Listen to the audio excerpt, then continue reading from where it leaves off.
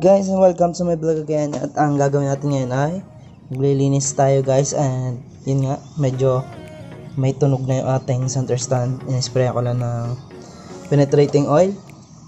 And alisin natin siya ngayon guys, para linisin at lagyan ng langis yung mismong niya.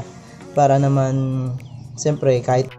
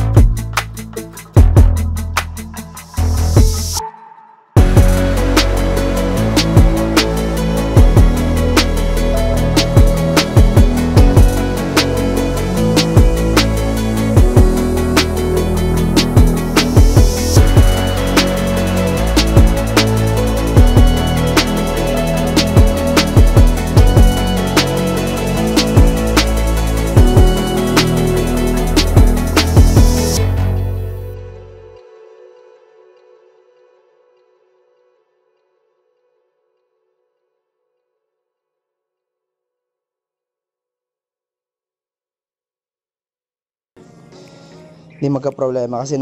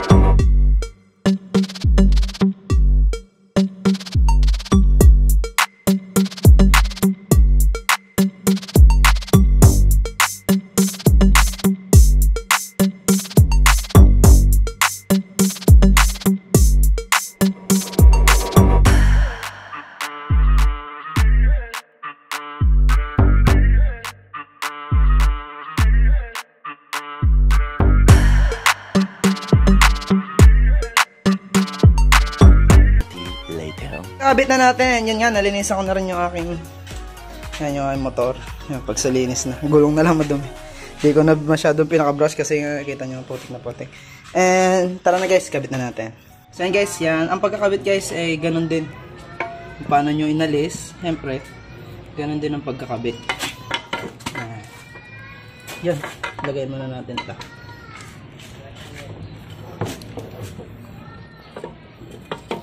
Yung ng lock. Siguro kailangan lang guys.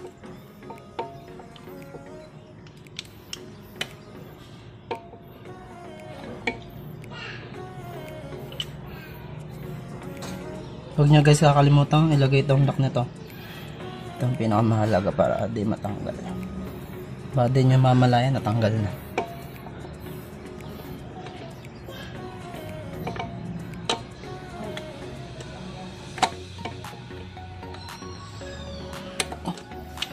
So yan guys, ganun lang kadali.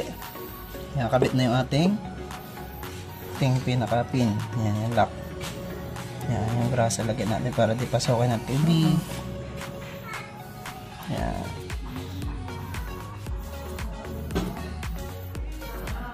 Then guys, yung spring naman.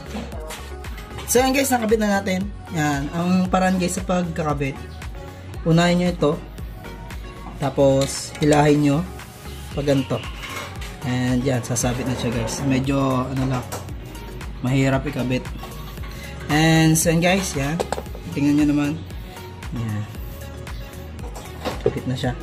And magandang guys na may maintain nyo din yung ating center stand para di magka-problema. And thanks for watching. Please subscribe and don't forget to like and share nyo na din. And goodbye guys. Thank you so much. God bless.